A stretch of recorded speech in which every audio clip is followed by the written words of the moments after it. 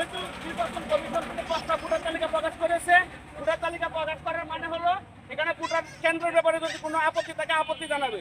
আপত্তি আমরা জানিয়েছি, আমাদের কাছে শুনেছে, তারা আমাদের বক্তব্য শুনে তারা বলেছে পরবর্তীতে আমাদেরকে জানিয়ে দেবে তারা সিদ্ধান্ত কি নিবে। তবে আমাদের জনগণের দাবি, ভোটারদের দাবি হলো আমাদের কেন্দ্রটা আমাদের পশ্চিম মাত্রা সরকারি প্রাথমিক বিদ্যালয়ে দিতে হবে।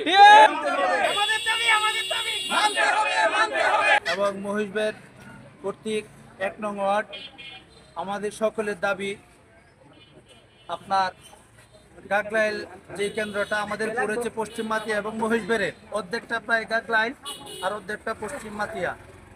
আমরা চাচ্ছি এই এক কর্নার থেকে মধ্যবর্তী একটা স্থানের মধ্যে আনার জন্য, এবং বিশেষ করে মহিষবেরবাসী যারা আছেন তারা অনেক দূর থেকে আসে, তাদের অনেক কষ্ট হয়, তাদের যেন কষ্ট না হয় মধ্যে পশ্চিম মাতিয়া সরকারি প্রাথমিক বিদ্যালয় যে জায়গাটা আছে এটা একেবারে সকলের মধ্যস্থল।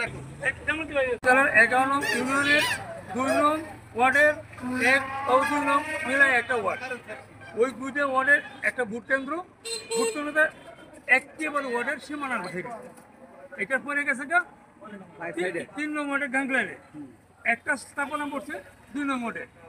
আর আমরা যেখানে ভোট দিই ওই আছে সকলে অন্য ওয়ার্ডের ভোটার, অর্থাৎ বহিরাগত। আমাদেরকে ওনারা অনেক বিরক্ত করে, আমাদের হাত থেকে ব্যালট পেপার ছিনে এনে, কারণ আমরা পাইকারের মানুষ, মহিষবেরের মানুষ, মাটিয়ার মানুষ, বাসারির মানুষ এনে গেলে বলে তাদের কাছে আবার অসহায়।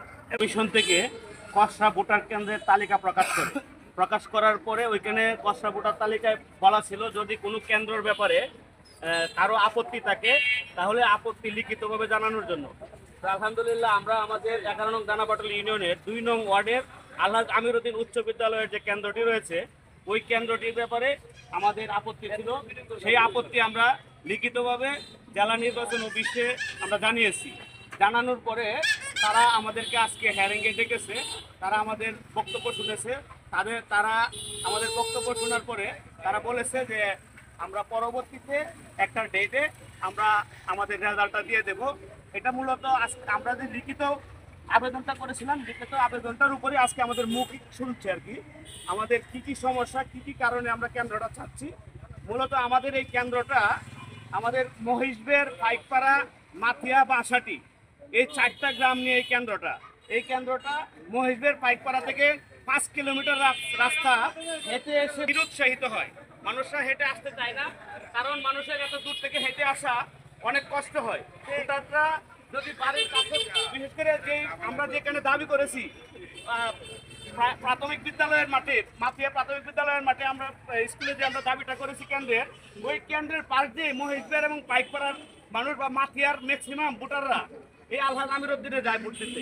অথচ এই মাঠে এই স্কুলে যদি আমাদের কেন্দ্রটা দেওয়া হয় তাহলে সকলের জন্য